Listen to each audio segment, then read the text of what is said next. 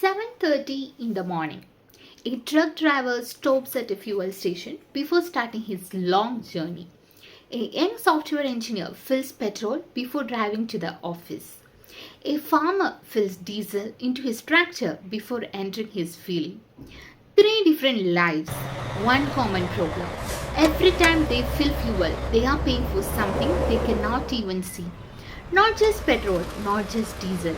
They are paying for India's dependence on imported crude oil. Because whenever a war breaks out, whenever oil producing countries reduce production, whenever crude oil prices increase, the first place where we feel it is at the fuel station.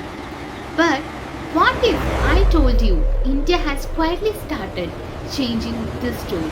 First came E20 petrol. Now, according to the latest reports, the government is preparing for biofuel blended diesel. This is not just a story about fuel. It's a story about India's economy, our farmers, our future, and your wallet. Let us decode it. Hello everyone, I'm Needu Kumar and welcome back to Needu on Stage, where we simplify finance, economics, taxation and government policies that impact your wallets.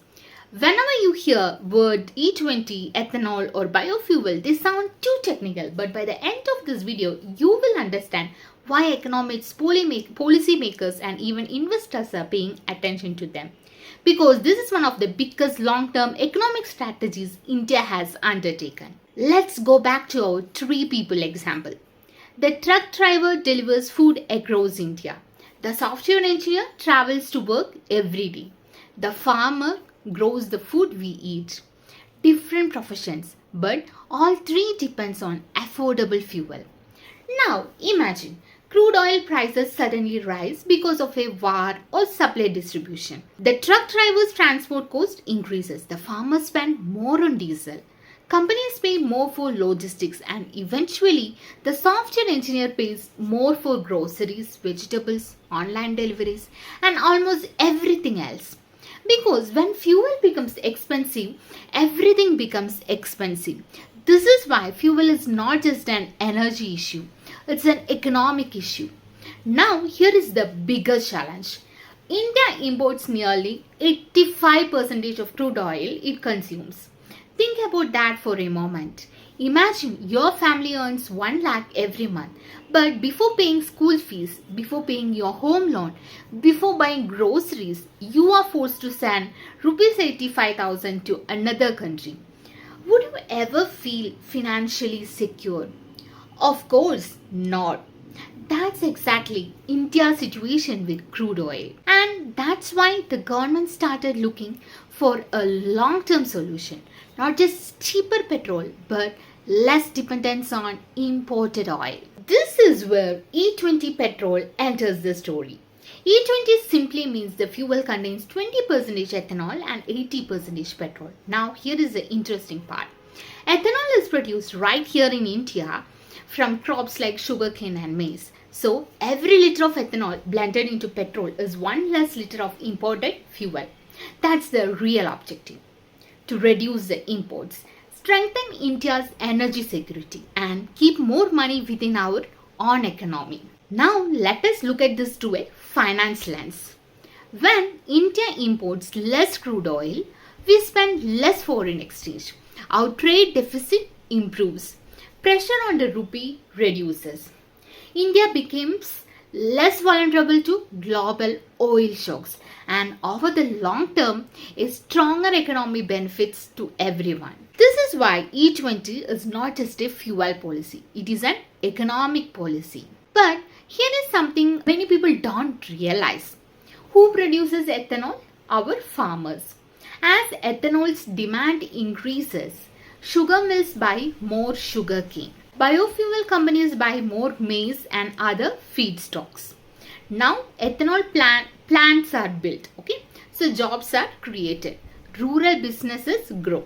And one policy benefits across agriculture, manufacturing, employment and energy. Now comes the latest development. And that is why I wanted to make this video today. According to the recent reports, Union Minister Nitin Gadkari says E20 is only the beginning. The government is now planning to introduce diesel blended with up to 15% of isobutanol. Now, you may ask, what is that? Think of it as the next fuel generation of biofuel. Like ethanol, it is produced from renewable sources, but it has some important advantage. It has higher energy content, it blends better with diesel, and it absorbs less water. And that's why experts believe it could be a better option for diesel engines. Now think about this. Petrol moves people, but diesel moves India, our trucks, buses, agriculture, factories, construction equipments, logistics, almost the entire economy depends on diesel. So, India succeeds in reducing diesel imports too. The economic impact could be enormous. Is everything perfect? Not really. Every policy has challenges. Some drivers report a slight reduction in mileage because ethanol contains slightly less energy than petrol. Older vehicles may require compatibility checks. Experts also point out that the crops like sugarcane require large amounts of water, so biofuel production must remain sustainable and should not affect the food security. So these are genuine concerns and they must be addressed in India as the program expands. So what can India learn from the world? India is not the first country to take this path. Brazil has been using ethanol blended fuels for decades. Many Brazilian vehicles are flex fuel vehicles that can run on much higher ethanol blends. The United States also uses ethanol blends like E10, E15, E85. And India is learning from these countries while building a model suited to Indian agriculture and energy needs. So, next time when you stop at a fuel station, remember the three people from the beginning of this story. The truck driver, the software engineer, and the farmer, different lives. One common fuel and one common future. E20 petrol was never just about reducing pollution. It's about reducing imports, strengthening India's economy, supporting farmers, creating jobs, improving energy security, and preparing India for the bright future. So, will this make fuel cheap overnight? No. But if this strategy succeeds, over the next decade, India could become far less dependent on imported oil. And that could be one of the most important economic transformation of our generation. If you found this video valuable, share it with someone who fills fuels every week but has never wondered what's actually inside the tank. Because here at Neetu on Stage, we don't just explain the headlines, we explain the money behind the headlines. And I'm Neetu Vichikumar. Thank you for watching us and I will see you in next video tomorrow. Bye-bye.